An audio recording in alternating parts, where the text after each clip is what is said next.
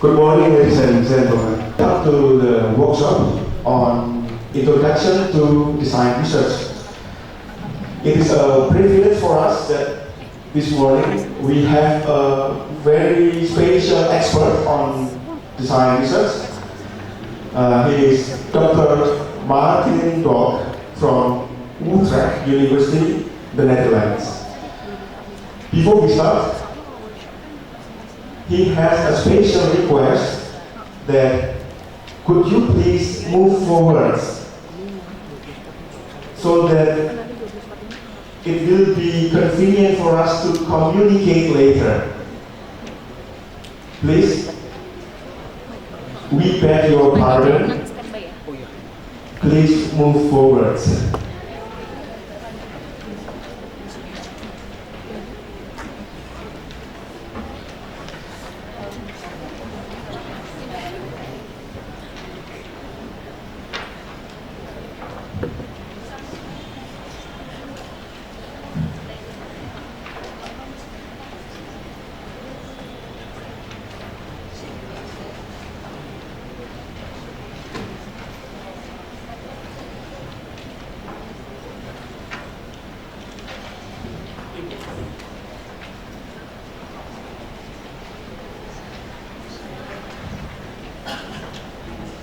Thank you very much for your attention, to be kind enough to move forward.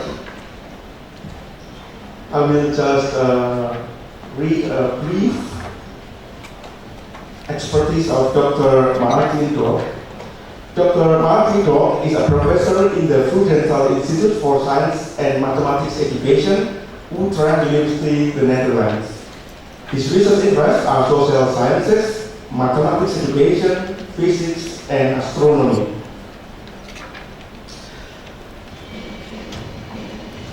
To be honest, Dr. Maarten Dolk at the moment is feeling unwell. He has a stomachache. So if he needs to go to the bathroom, please forgive him. And without further delay, I think we can start, and please give a warm welcome, applause to Dr. Maarten Dolk. Time is yours. Thank you. Thank you. Thank you for your kind introduction. Yes, I have a stomach bug, but that is not coming from Yogyakarta. I'm sure I got that in Jakarta. So the risk that I have to run out of this room, I have asked Dr. Yogyakarta to immediately run up to stage and to continue what I'm doing. That's just punishment. Now, I feel okay that if something happens and I do need to stop, that there are two people who can help you a lot with design research and with everything around it. Dr. Yogyakarta has finished her studies in Melbourne, and she can talk about how she did it herself. Professor Ilma could talk a lot about social norms in class, which is an important part of this. So I know that if I walk out, you're not left behind. But I will try to finish this workshop. Now it is called a workshop, but I think that this time I will talk a little more. Tomorrow there is a continuation on this workshop, and there will definitely be more participation from you. Tomorrow is about how do you do design research. And so what I want to do tomorrow is I want to show you an example of a bigger, larger investigation. We're going to think about what will students do, and we're going to analyze the student work, and we're trying to analyze what it is that students can learn and what we as researchers can learn from that. So in a nutshell, one round of design research, but in a very small topic in a small way. Today, I want to talk more about what is design research. Now, design research is a methodology, but research does not start with a methodology. Research starts with a question. And based on your question, you have to think about what is the best way to find an answer. And if I talk about research, I talk about educational research. And it might be different if you are a physicist and you only study physics, or you study geography, or you study political sciences, although I think that even there you first have a question before you start to think about the methodology. Now, talk to your neighbor for a minute, because most of you will be doing research at the moment, or you're interested in starting to do research. So talk to your neighbor for a minute and tell your neighbor what your research interest, what your research question is. I give you a few minutes to talk to your neighbor. What is your interest in research? What is your question? So if you have no neighbor, move a little bit so that you find a neighbor. There are enough people here, so I would say go to the left and go to the right and find someone to talk to. Talk to your neighbor.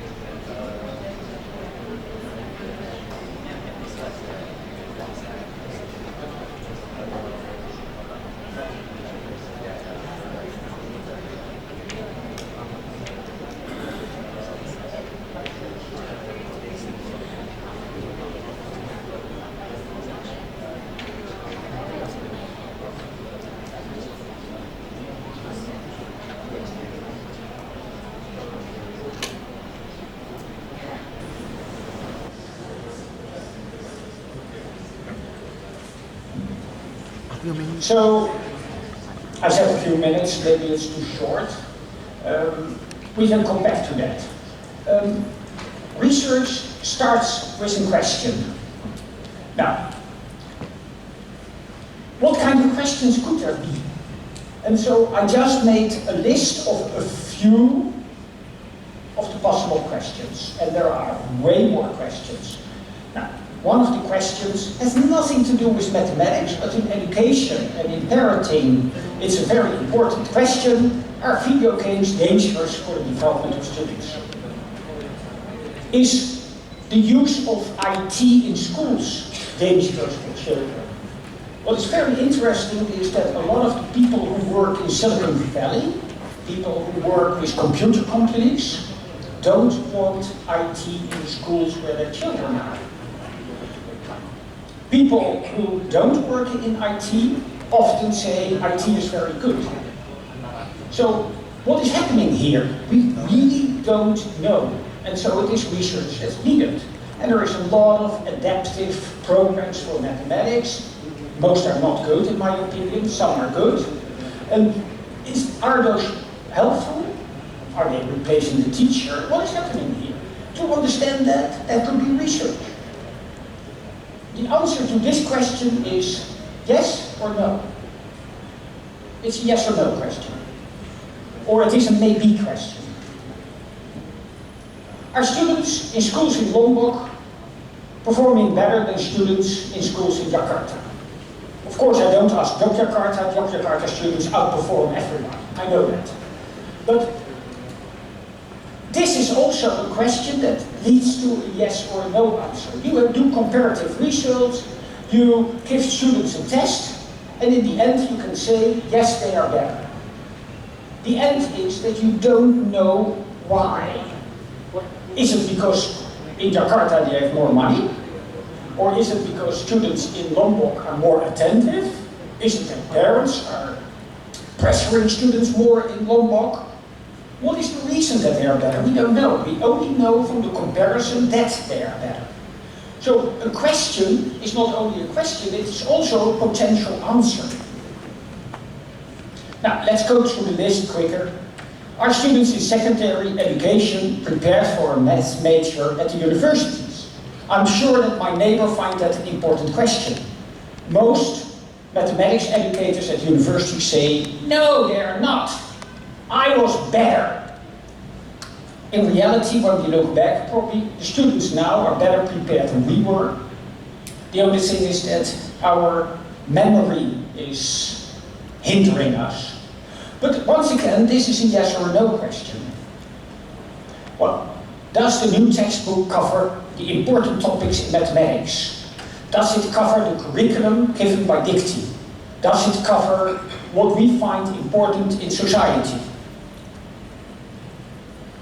All these questions, in a way, are yes or no questions. Comparative questions, is textbook X better than textbook Y? It's an important question. If you work in a school and you're a teacher, you want to know which one is better. But you still don't know why. And reality is that a textbook might be better. Textbook X might be better for my neighbor, textbook Y might be better for me. So even to answer that is a very difficult one. What are the characteristics of a good school? The research will end up with a list of characteristics, and that is helpful for principals and for people in the DINAS. It's helpful for Dicty. But the research usually doesn't tell you how to create that good school. What is the relationship between class size and growth and development of students? A very famous research topic. It's researched a lot in the United States, and hardly any of the research have the same answer. Some say 15, some say 20, some say 25, and there are always different arguments because you have criteria and the criteria can be different.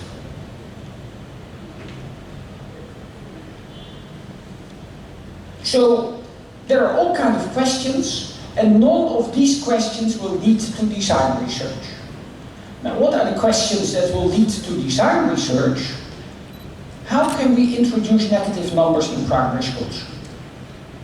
It's a very Indonesian question, because there is hardly any country in the world where negative numbers is a part of primary school. It is not part of the curriculum. Now, most people, they look at you when you talk about negative numbers. What? They do it in secondary, but you do it in primary. It's a very difficult topic in Indonesia. In the Netherlands, it freezes every year. And so in the Netherlands, you can talk about temperature as a good context. In the Netherlands, elevators go from 1 to 0, and 0 is ground floor. And when they go into the basement, they can go in -1, -2. So an elevator could be a good context. Here in Indonesia, many elevators stop at 1, and when you go in the basement, you go to -1, there is no 0. There has been research by a group of Indonesian and German researchers on, I think, Sabah, but I'm not 100% sure. They try to introduce the context of banking and bank systems. Because I own money, you own money from me, I have money, I have a shortage of money. There's all kinds of movements. There's research by trying to create models. Universitas in Yogyakarta is doing a lot of research on that. The answer to this question is not yes or no, the answer is a theory. It will work because of this. Or the answer is in theory, in my class I've done this and this and this, and therefore it worked in my class. How can we teach students to create meaningful crafts? This is the topic I will talk about tomorrow. How can we support both stronger and weaker students in class? Well, the earlier speaker talked about that, and he tried to do it with comics, but only for the weaker students. And teachers say, I don't have time, I want to help both at the same time. So the question is, how can we do that? Once again, the answer to that is a kind of theory. How can we support teachers to change their teaching style? How can principals support new teachers? All these questions start with an how. And you also have why questions. Why do students not understand that? The answer to all these questions are theories. Now, to put it differently, if you have different questions, there are different kinds of research. So, if we look at this, and let me see if my... Yeah. So, on the y-axis, I talk about the closeness of the research. In the top, the researcher cannot change anything. In the bottom, the researcher can... Okay, the researcher can adapt the research given the answers or the responses or what happens. On the horizontal axis, there is the influence, because a teacher or a researcher can have influence in class trying to change something, or the researcher can say, no, I'm not going to change anything. The old paradigm in research in education was always a researcher is not allowed to change anything. You have to be objective. The whole notion of objectivity is different when we look at design research. There is no attempt to really be objective. There is an attempt to change things. But you have to be responsible. You have to explain what it is that you change, why you change it, how you change it. I will come back to that. Are we? It would be nice for the audience to have a screen. Okay. Maybe you have to come closer. I don't know where your projector is.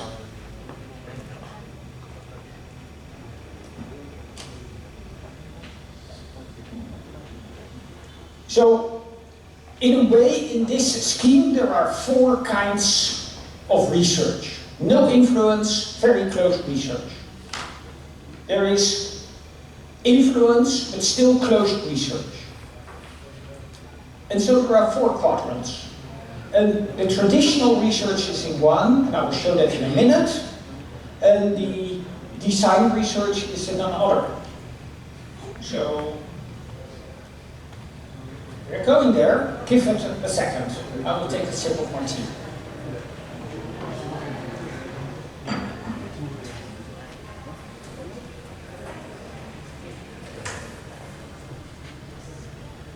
Yep. So,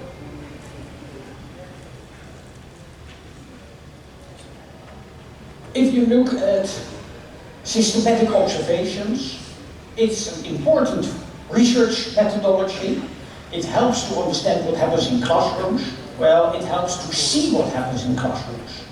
It helps to see that teachers ask questions, the difficult questions to the boys, and the easy questions to the girls. That's happening in the Netherlands. And when teachers want to change that, and they ask girls a little bit more difficult questions, and the boys easier questions, then the boys start to protest and the girls protest. The boys because they don't get enough attention, and the girls because they get too much attention. But systematic observation helps to see that we as teachers are not treating boys and girls equally, at least in the Netherlands. I would be surprised if it's different here in Indonesia, but maybe, I don't know.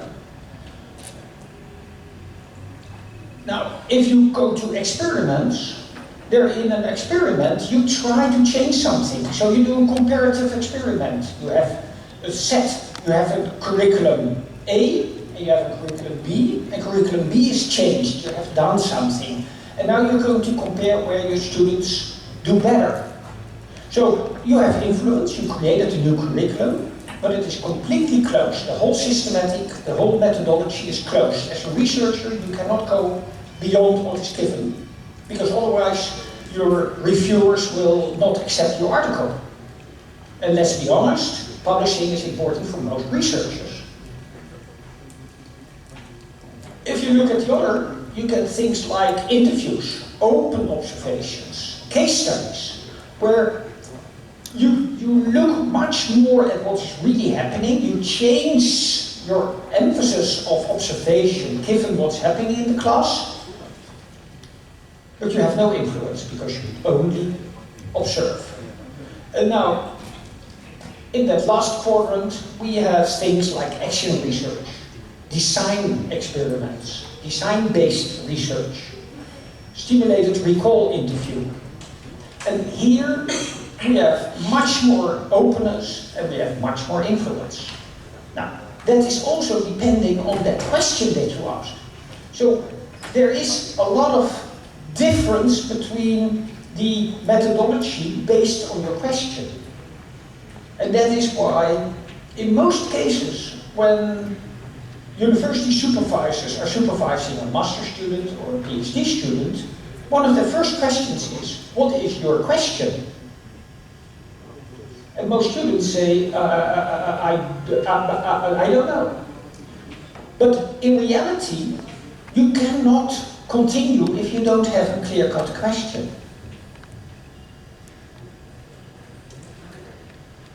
And so, if you look at each of those quadrants, in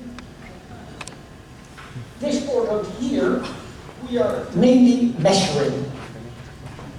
In the quadrant here, we are acting.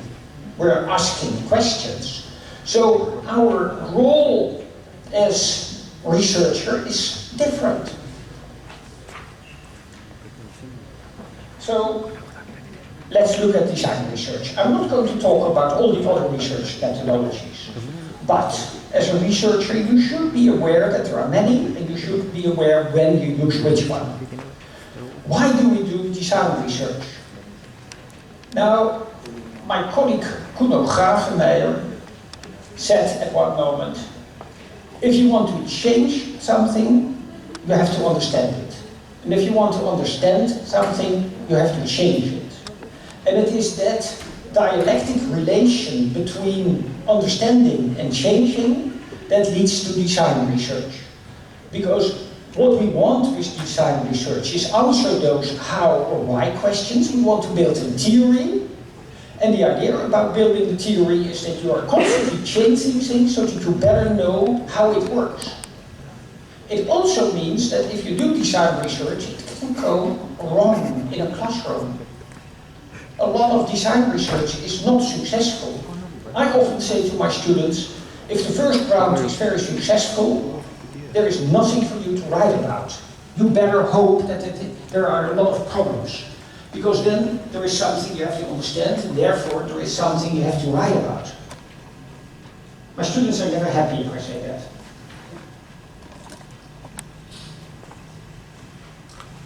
Adelson, an American researcher, said, well, read it yourself.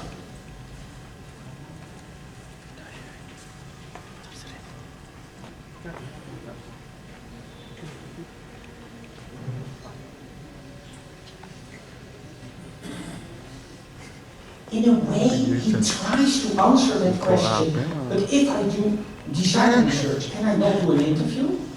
If I do design research, can I not do a comparative study before and after? If I do design research, can I not compare two different classes, one that is following my track and one that is not? And he says, yes. However, in the part where you really do design research, once again, you try to answer something different. So I design a series of investigations to introduce negative numbers, and I'm now going to do two things. On one hand, I want to prove that my series of investigations is better than what traditionally happens in Indonesia. On the other hand, I also want to understand why it is better. And so I do a combination of those, and that is not forbidden. And in many universities, it is good if you do that for the simple reason that some supervisors don't feel so comfortable with only design research. And if you do both, it is easier to defend a thesis, master thesis, PhD thesis, or an article in a journal. So you could say that design research is from what works to how does it work. How to design lab so that this happens. And so your aims, why do I do that, is because you want to describe, you want to explain, you want to evaluate. But also, you want to advise. Design research can lead to great ideas for instance, textbook writers. Because if we know better how to introduce two equations and how to solve that issue of two equations, it helps textbook writers. Because in most textbooks, that is given as an algorithm that students have to follow without understanding. Now, if I can change it to a system where students do understand it, I help people.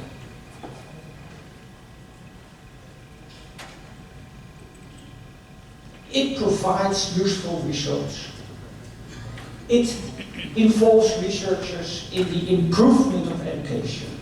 And let's be honest, earlier one of the colleagues already mentioned it. If you look at the PISA results, Indonesia needs to improve education. Indonesia leads to great mathematicians, but not all children become great mathematicians.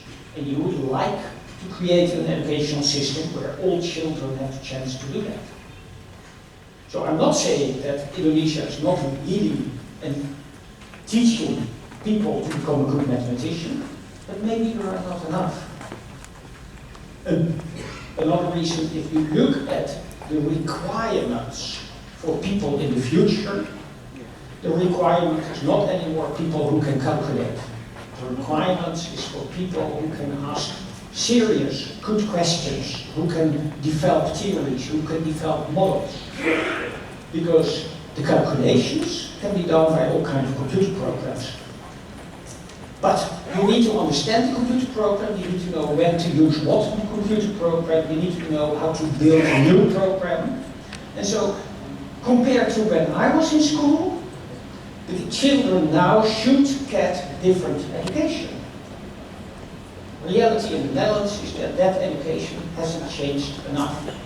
And I think that the reality here, when we go back to when Paul was a little 7-year-old boy, and now, probably also education didn't change enough.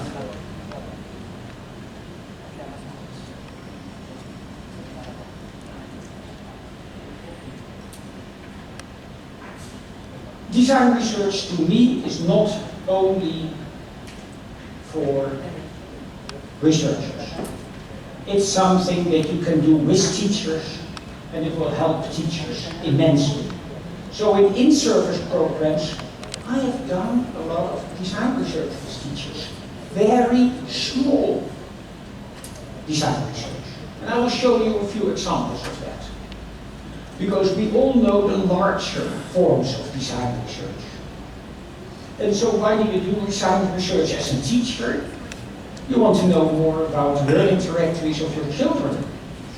You want to be able to construct communities that enable students to be mathematicians. I just said to my neighbor, I don't call myself a mathematician. I always say I studied mathematics. But I call 5- and 6-year-old children always mathematicians, because they are reinventing mathematics. Of course, mathematics at their level, but we want them to reinvent mathematics. So to me, children are young mathematicians. Now, they reinvent mathematics, and the question is, how can I create a community where that happens?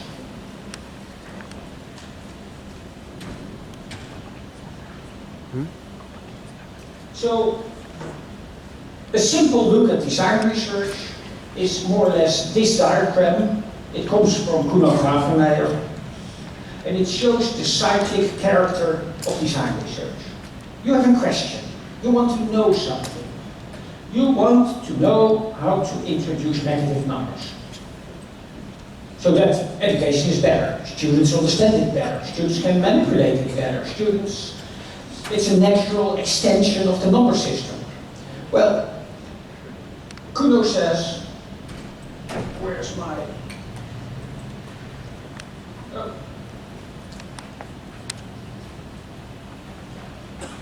I don't know if you see that red spot, but you go to the first K. That is knowledge. Before you even start doing something, you try to write down, talk to your neighbor or whoever, people involved in the team, peers, dear students. You try to write down what it is that you know. And that is what you know about the class where you're going to work, what you know about each of the individual children, what you know about the difficulties in negative numbers, what you know about the mathematics behind negative numbers. It cannot go wide enough. You try to write down everything you know. Of course, there is a lot of research done. I already mentioned Puspita Sardi, who's been working for the last 10 years on the introduction of negative numbers. You need to read those articles. You need to be aware of the body of knowledge built by the people before you. You have to stand on the body of knowledge. But even then, that is not solving the situation. And so, when you have really written down all that knowledge, based on that knowledge, you go to the D, the first D, the design. And you're going to design a series of lessons, as good as you can think of it. And I always say, and then you try to imagine what children will do, and that for me is always a nightmare, because the children will never do what I think they should do, and I have to redesign. And I talk to somebody else, what would you do with this problem? I redesign, and I say to somebody, what do you think your children will do? And I redesign. And I make that cycle of designing a couple of times. My design gets better. And there is a tradition in a number of universities here that before you even do your research, you have your design checked by people who have done it more often. Well, it's very nice, but you can involve them maybe even earlier. But at the moment that you have that final design, it is your best bet. I put my man's foot on this design because I really think it is the best that will happen. I put my honor on this design. This should work.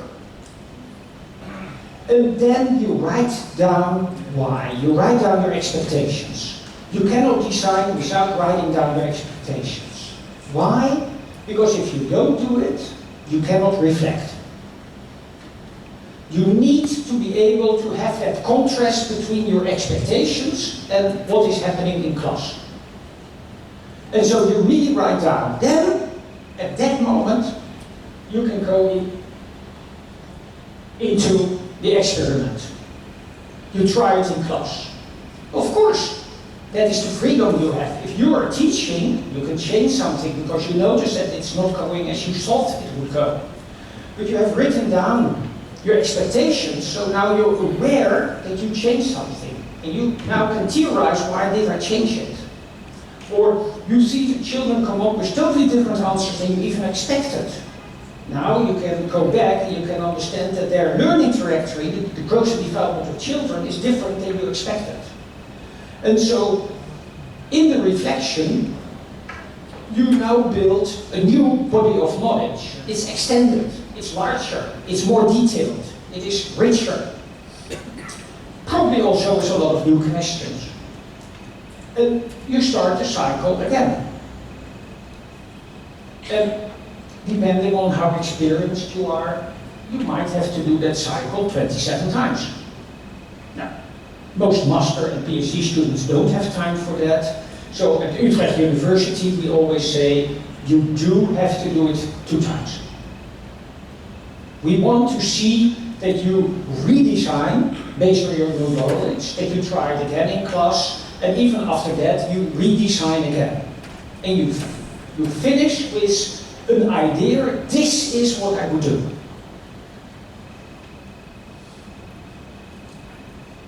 We did it with a group of teacher educators in different places. We did it here in Yogyakarta, we did it in Padang. And Professor Sutarto Hadi created this slide. So he says, we design, we make predictions, we write a hypothetical learning trajectory. I'll come back to that. We predicted everything that, given our context, would happen. And then we went into class. Class changed. One of the things that was very remarkable was that all of a sudden the students were talking and the teacher was not talking. And we had asked one of the people who participated to represent a lesson in 12 pictures. The teacher was on none of those pictures. So you can feel that our design worked and students became very active. And then we did it early mornings, 7:30, 8:30, and the rest of the day we spent on trying to understand what happened, trying to understand why children reacted differently, trying to understand how their work did it. And we worked in a group of 7, 8 people. And by the end of the day, we created the lesson for the next morning.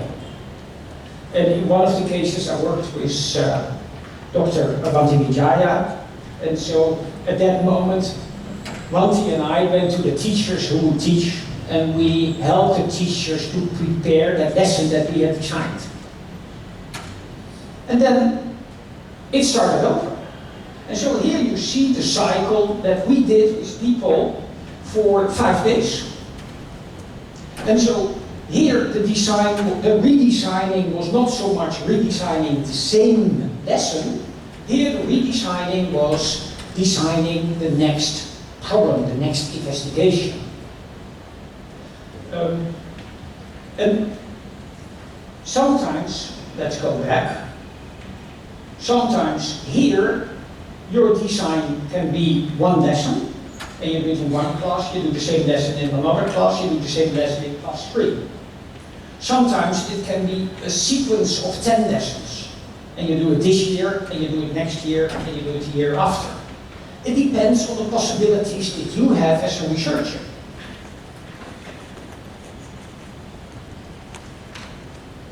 So, if you talk about, so what is now design research? Well, it is to develop theory.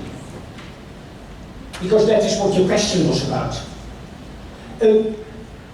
Paul Kopp and Kuno Gavenij called that a local instruction theory. Local. Because the proof in the end is that I can only say, with me as a teacher, and with these children, this worked.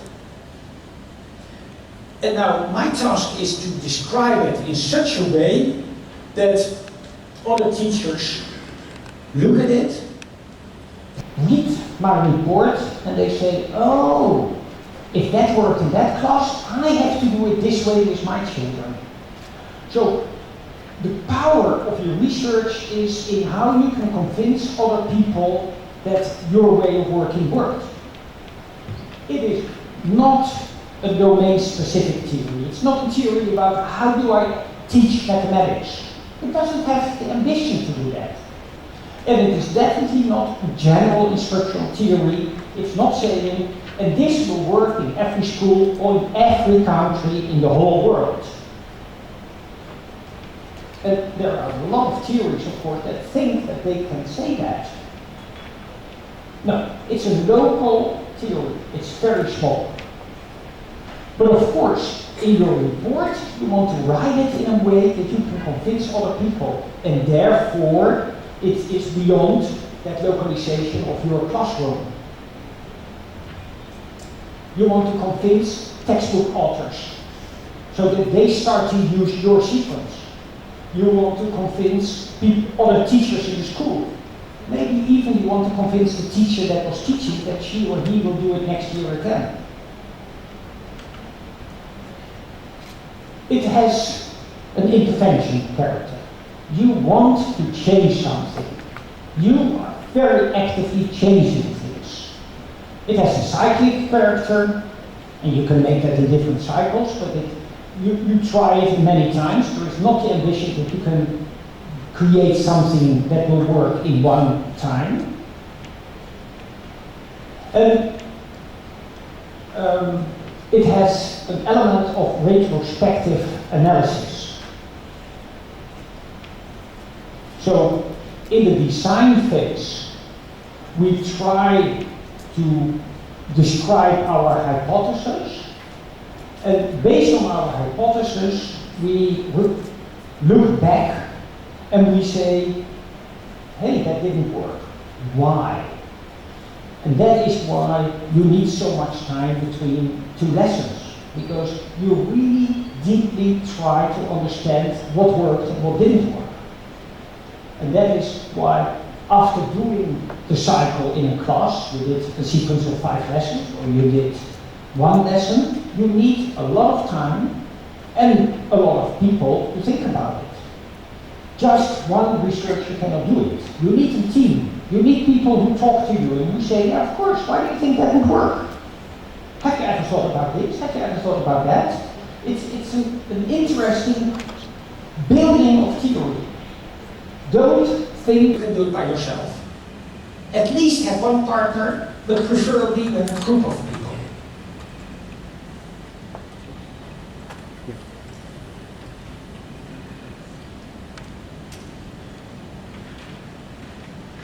So, I said earlier, in writing that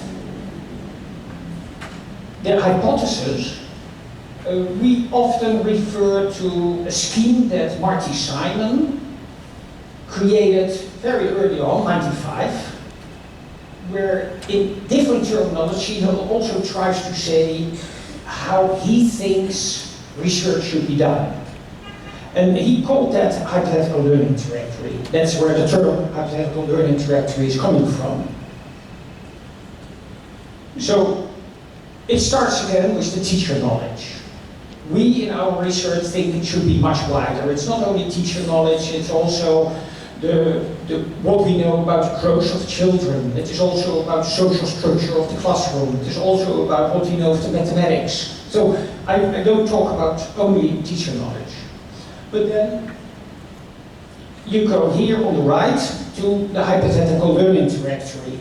And he says, you describe your learning goal. You describe what you hope in the end will happen. You describe what you hope your children in the end will understand, be able to do, talk about. And then you make a plan for activities. Then you write down what you think will happen. And between the plan of activities and writing down what you think will happen, that cycles many times. And once again, you need a team to do that. You need people to talk to. And one of the good things about Indonesia is that the distance between people in mathematics education and people in mathematics is not so big. In the Netherlands, those are 2 different worlds. Most educators don't talk to mathematicians, so mathematicians don't talk to educators. Here, people talk much more. And so, it's very wise to think about involving a mathematician in this process. Not that the mathematician, always know how to do it, but they come up with criteria, they come up with things where they say, yeah, but that is not how it works in mathematics. Or if you think about this, you might want to do it differently now because 10 years later they want to know this. They can tell you much more about the long developmental lines in mathematics. And so that part is what Marty Simon calls the hypothetical learning trajectory. And to me, this is a very important element of design research. If you don't write down your hypothesis, you cannot do research. So an HLT is a way to plan and structure a design together with its rationale and to capture your design decisions and expectations. If you write about it, those are criteria to think about if you wrote about it in a sensible way.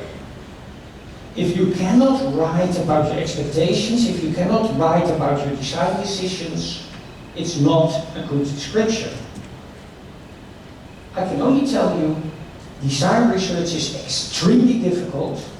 If you want an easy research study, comparative research, questionnaire, much easier.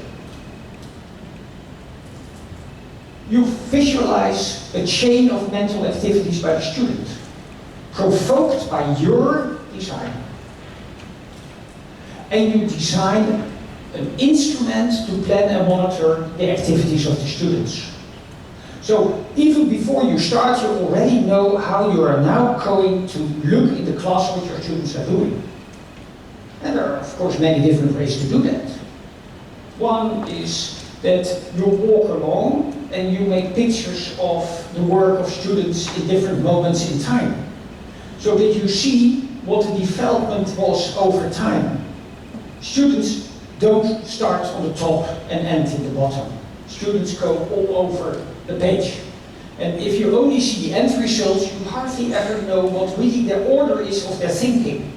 Now, if you have an assistant who makes pictures of the work of students, you can see the development over time. You can see where there was a constraint or a problem that forced students to think differently. Hey, that constraint might be important. I might have to put that in my design because that will help all students.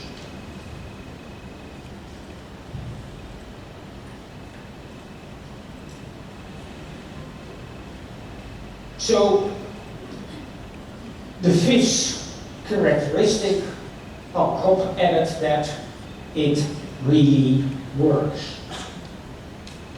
Design research gives you a hell of a lot of information, but it takes a hell of a lot of time, it's extremely difficult, and don't try to do it just by yourself. Now,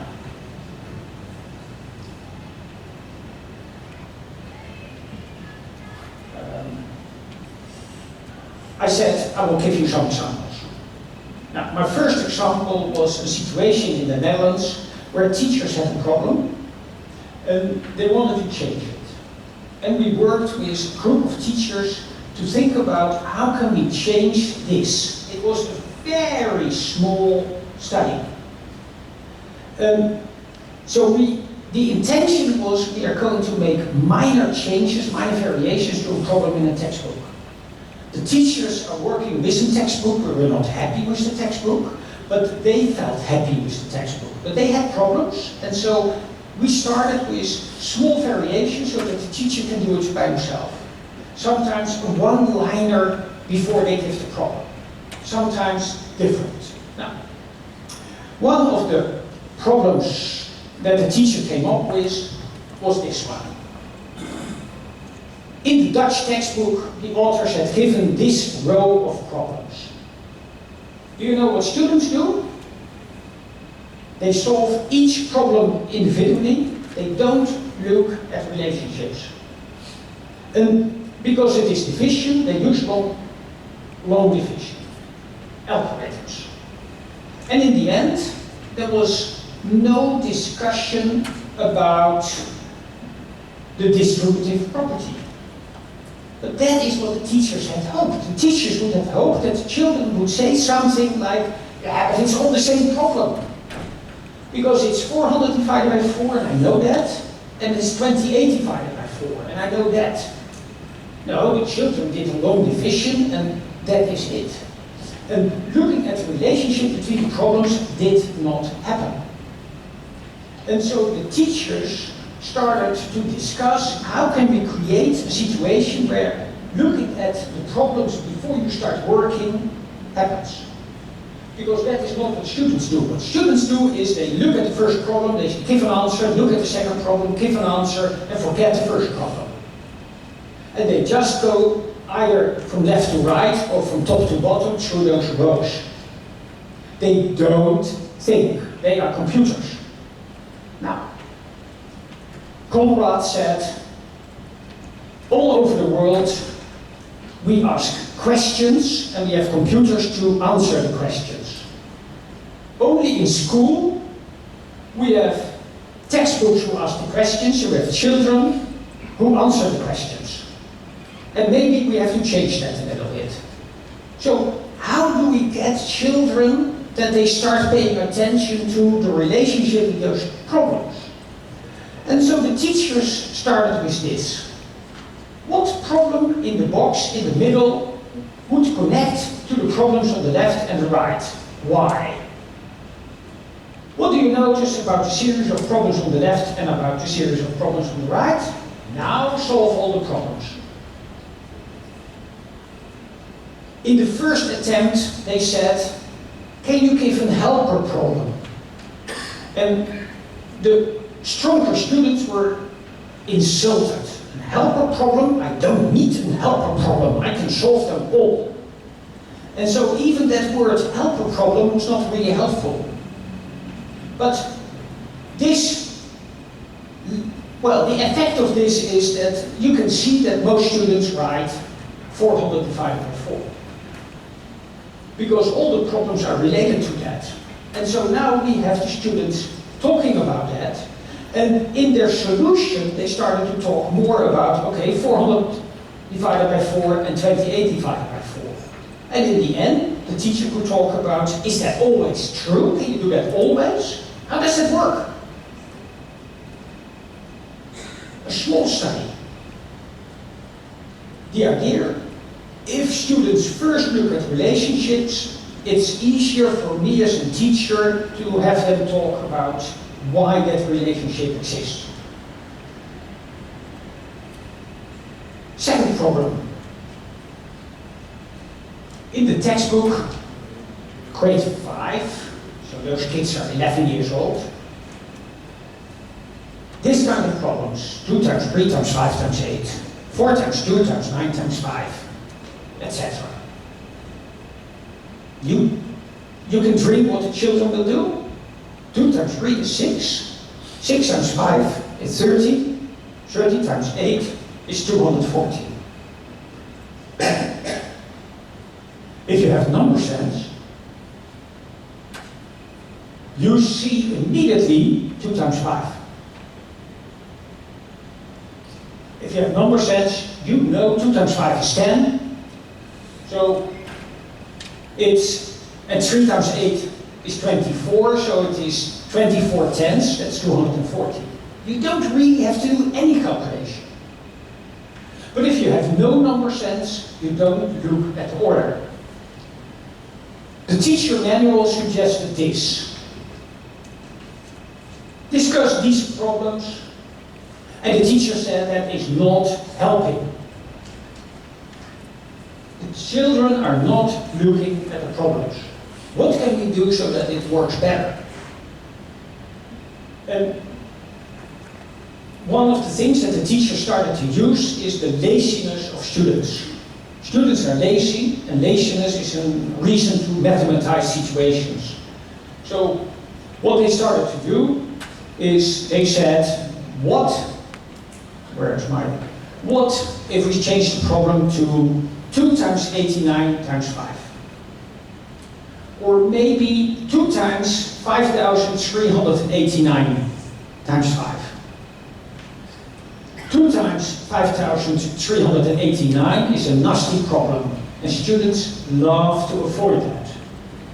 And so, if now a student would say, oh, I did first 2 times 5, then all the others immediately are interested. What? Can we do that? Why? Because they see that this would help them to make the problem much easier. And so one of the design principles here is that making problems difficult helps to look at the mathematics. Easy problems do not support a teacher to have students talk about mathematics.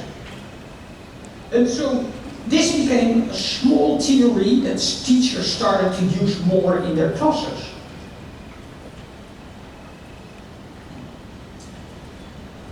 In the same group, a teacher said, I'm going to design something.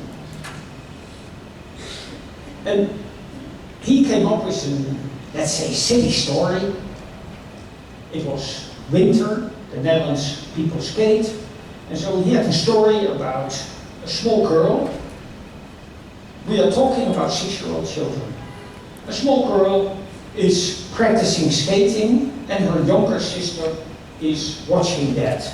And when the girl makes one round, the small girl is doing 1, 2, 3, up. 1, 2, 3, etc. And he says, the mother counted how often she did that. She did that 23 times. How much is that?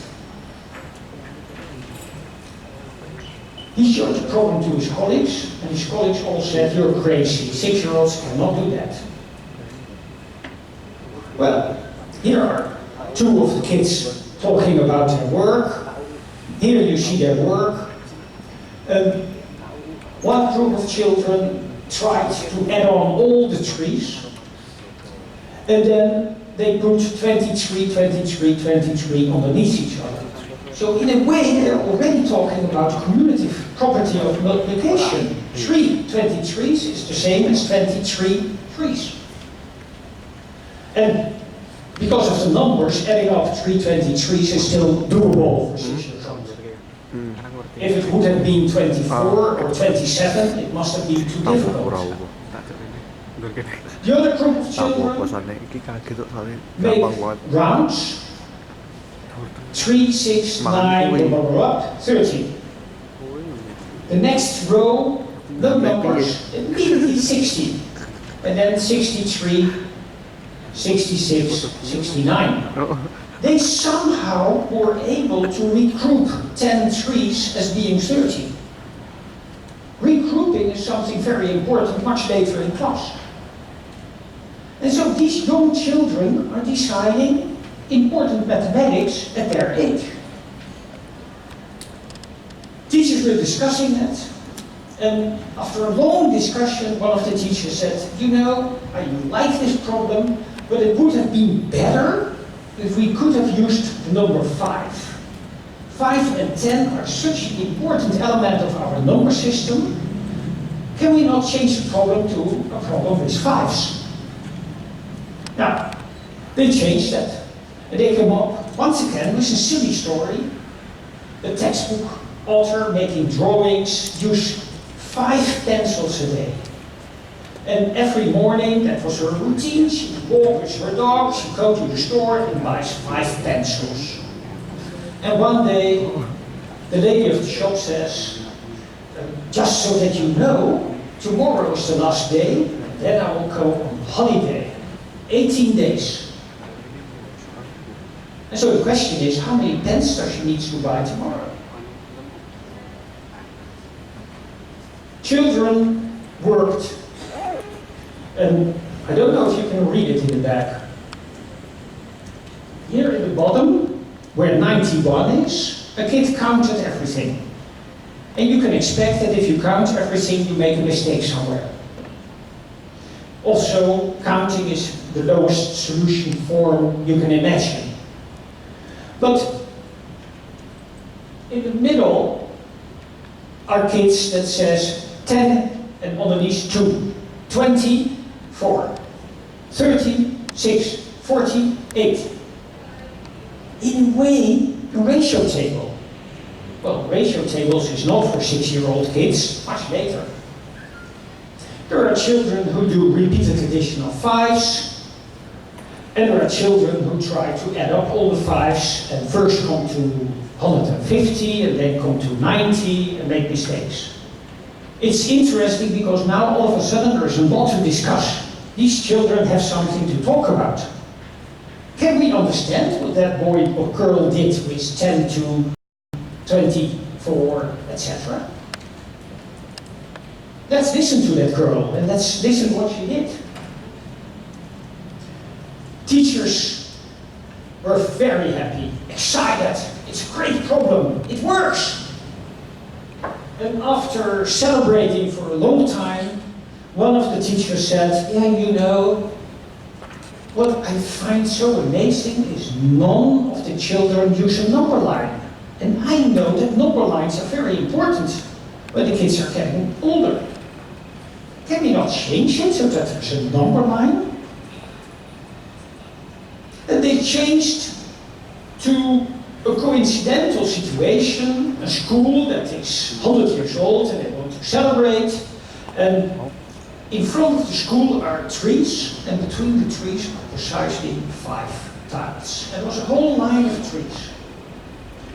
And so they sent the children out to investigate that, because the question was, if we want to put tiles in between, and tiles with nice drawings, how many tiles do we need to create?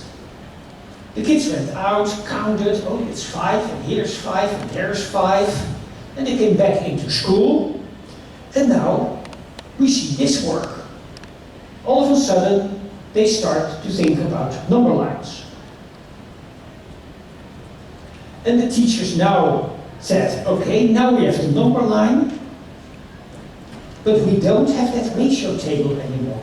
Can we make the context even stronger so that they also start thinking about the ratio table? It stopped there, so we never made problem 4. But you see how in this small situation there were 4 cycles of children at work. The problem was the teachers were not very good in predicting. So the reflection was very difficult for them because they never predicted what would happen. They designed the problem, they did it in class. And so the teacher, educators who were working with the teachers had an important role in helping that reflection.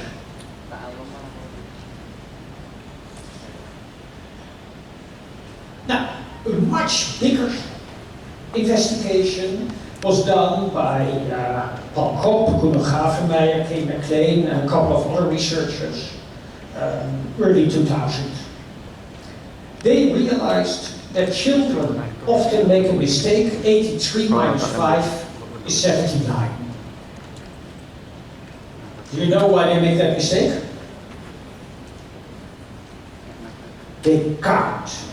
83, 82, 81, 80, 79. Oh, answer is 79. And it's in the Netherlands we call that destructing error. Because if you do this, you subtract 1, you're supposed to say 82. But almost all children start with 83. 83, 82, 81, 80, 79. So the question was, how can we change that?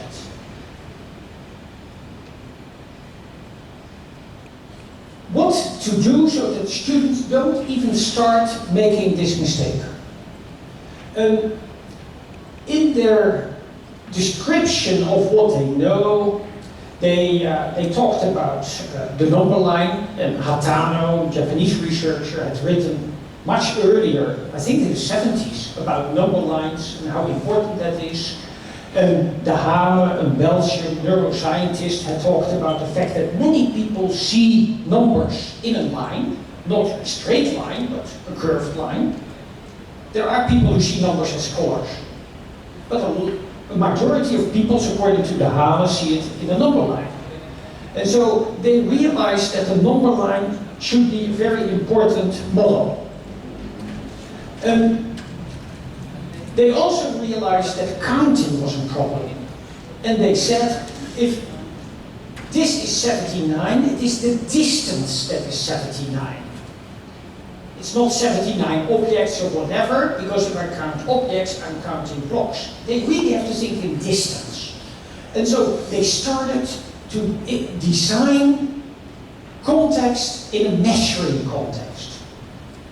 And the measuring context leads to children making drawings, and the drawings are number lines.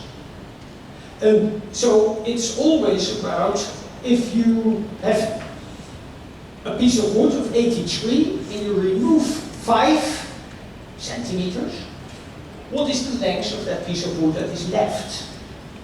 And they deeply investigated how to ask the precise questions, how to do that, and there is a thick special from the NCTM journal, research journal, about this research, where they wrote about research in all different perspectives. So it can be a very big research study. They worked with a group of 12 people, I think, for 5 or 6 months.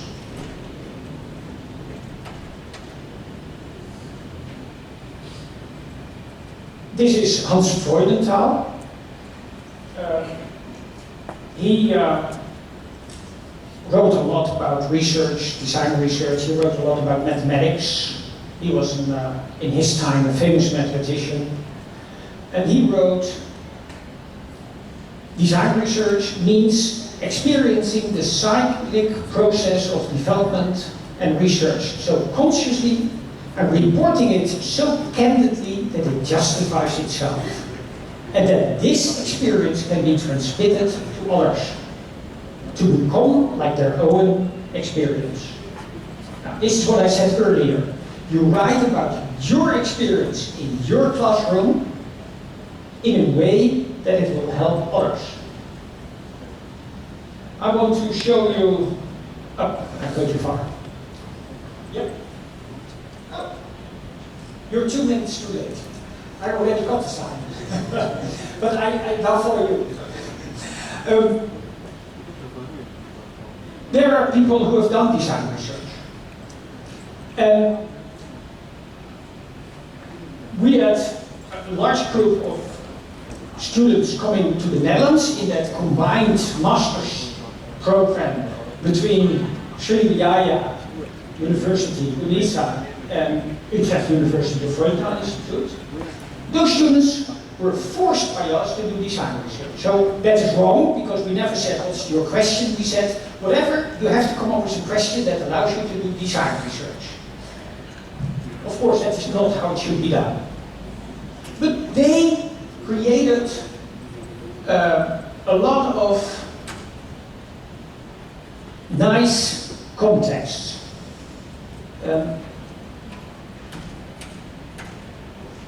If I open the book, last year I showed it because there was an English version. Now, with the help of some Indonesian students, we have translated it into Bahasa.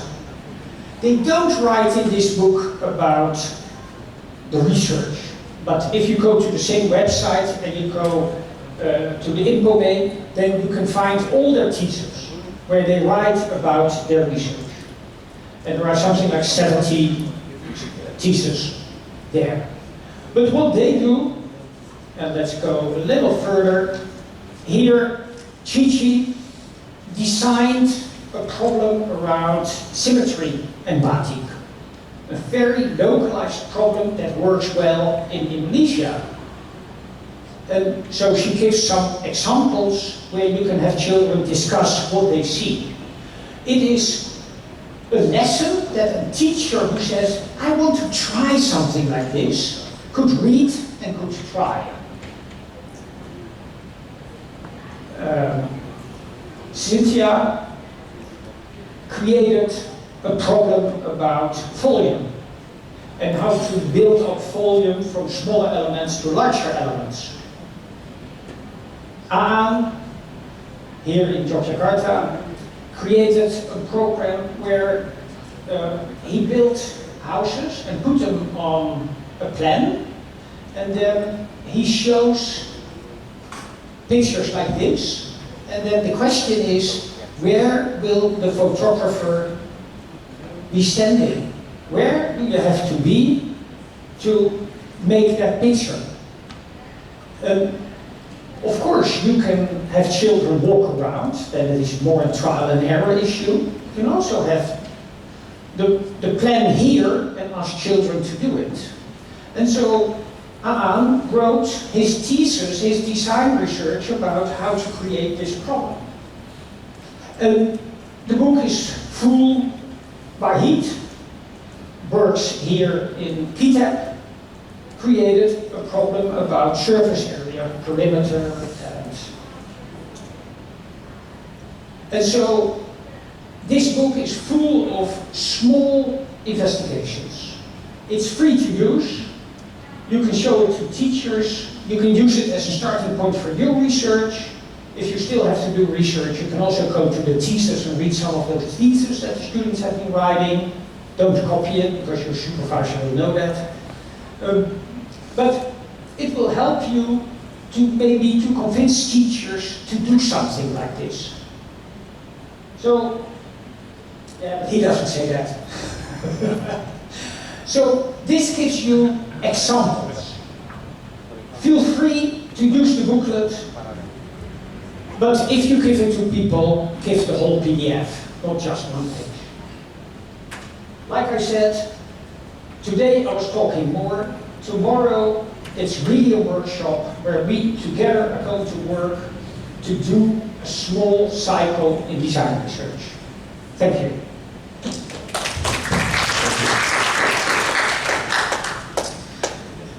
So thank you very much, Maarten.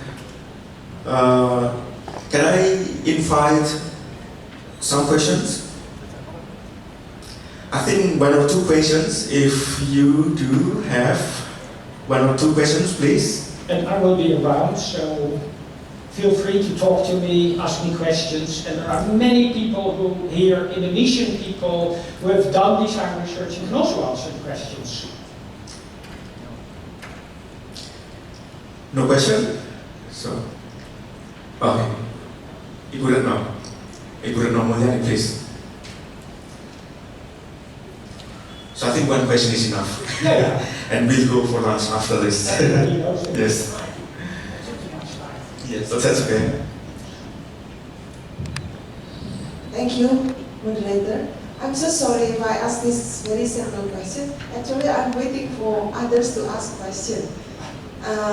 As I said before, I'm a language teacher, but I did with my students some of the designs like what you just shared, and it's very helpful for me, so I can learn a lot of things from mathematics field. I just have one question. This is just my curiosity. I might be wrong. Is there any, what we call, something like a needs analysis that we need to do before we start the design, or can it just be included in your knowledge stage or phase? So knowledge is built and is collected by doing lot of library studies, in theories, and also going to the field and meeting the students to be all the participants, and then we can also match the theories with the real field and so on. So sorry if it is not very relevant, but I really want to learn from you guys. Thank you. Thank you very much. Do you understand The question, Maarten? First, there are people who do design research in literature. A PhD student did a design research on how to help students to read books and discuss books. So it's not only reading letters, but it's really understanding, getting into the book, talking about the story, getting out of the book, connecting it to your own life. And she did a whole design research about that. So yes, design research is not only mathematics. My limitation is that I only know mathematics. So I'm sorry about that. Now, we cannot go beyond what we know. So when I say the knowledge, it is your utmost best to describe what we know and what you know from literature. And I feel, and I'm very thankful that you said that, I think it's very important that if you design something, that you talk to researchers about what is known in the body of knowledge, but that you also talk to teachers. Because the teachers have so much knowledge about practice, what researchers too often don't see. And so maybe even talk to students. You try to get as much information as you can find. And that's where it starts. And then in a couple of rounds, you build and extend all that body of knowledge. If you could finalize all the knowledge in your first study, then the design is not needed anymore. Because then there was not a question anymore. So in most cases, you will have the situation where talking to everybody, there are still a lot of gaps. I know it's difficult, I know my students don't do that, I know my students when they read a book, they only read letters, and they can name the main person, but they don't know what the story is about. I want to change that. And why is it so difficult? Well, students love interpretations. And they never stop, they never reflect. How do I get them to reflect? Oh, let's ask teachers. Come up with some plan. That to me is the philosophy you have to think about. And I challenge you to do it in that way. Thank you for the question. Thank you very much. So I think one more question. Yes, please. Just one quick question, please. Just one moment, because okay. I'm a little deaf, and otherwise I don't hear you at all. Let me introduce myself first. I am Dia from University of Yogyakarta, Yogyakarta. And Ms. Ratno said that, and I'm very interesting to continue her question. So, may I conclude that this design research is we change a thing in the classroom and then we innovate something to do that, to do the difference. So when we go to another classroom, maybe it will be different also. That is correct. So then, for this design research, we can say that it can be used in other classrooms then. We cannot use our design, that I designed it. For example, I designed how to make children knows better about how to write something, maybe. In this classroom, but in other classrooms with different children, with different background, with different another diversity. The design that I designed for this classroom will be filled with the other classroom, different classroom. So yes. The theory is localized in this classroom and this teacher. If you do it, it's different than if I do it. Because we are different people.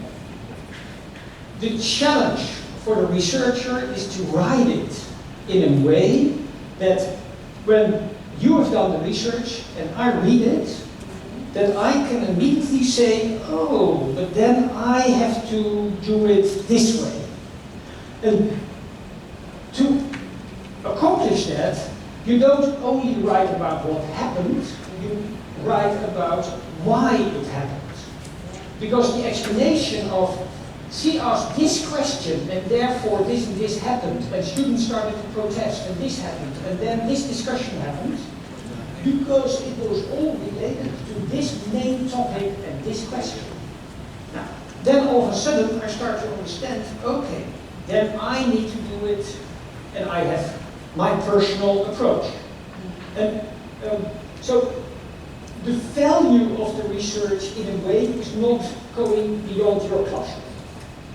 But your writing is such that all the other people can stand on your shoulders and don't have to start over, but they can very quickly adapt to their classroom. Now, stronger, if you do it in 2019 with your children this day, in 2020 you have different children. And so even there you might have to change a little bit because there are different children in the class. There is not a final answer, this works always everywhere. No. The thing we know is it worked in your classroom because of. Now, given that theory, adapt it for other classrooms. Yes, of course. Thank you.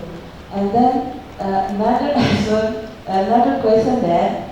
How can in my mind that research must be have no bias, have no the paradigm should be as my framework of the old research. That how can be I not so subjective to my design? You're always subjective to your design. It's impossible not to do it. The research should be an objective one. The objectivity is a different kind of objectivity. The objectivity is in the honesty and the clarity of your report. Because in that report, you clearly indicate what happened in this classroom and why it happened. And objectivity is only needed if we want to expand to all kinds of situations where we have not been. So if you want to describe a general educational theory, the need of objectivity is there. Because if it is only working in the United States, most worldwide theories are only tested in the United States. The same with medicine. Most medicine are only tested on white males. Medicine, and the amount of medicine needed is hardly ever tested on non-white males, and definitely not tested on non-white females. But we pretend that that knowledge is good for everybody. In reality, it is not. And we need to acknowledge that.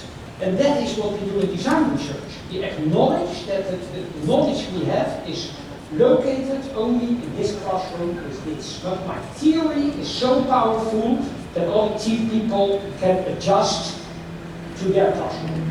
Because they understand how it works. That's the power. And that's also why it is so difficult to write that report. Okay. Yeah, thank you very much. Thank you so much. Yeah, thank you very much to all of you. Thank you to Dr. Maarten Dolk. We can always have questions and answers after this session. We will have lunch.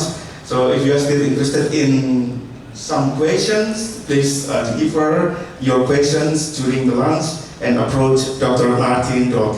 So let's give applause to Dr. Maarten Dolk. Thank you very much for a wonderful workshop.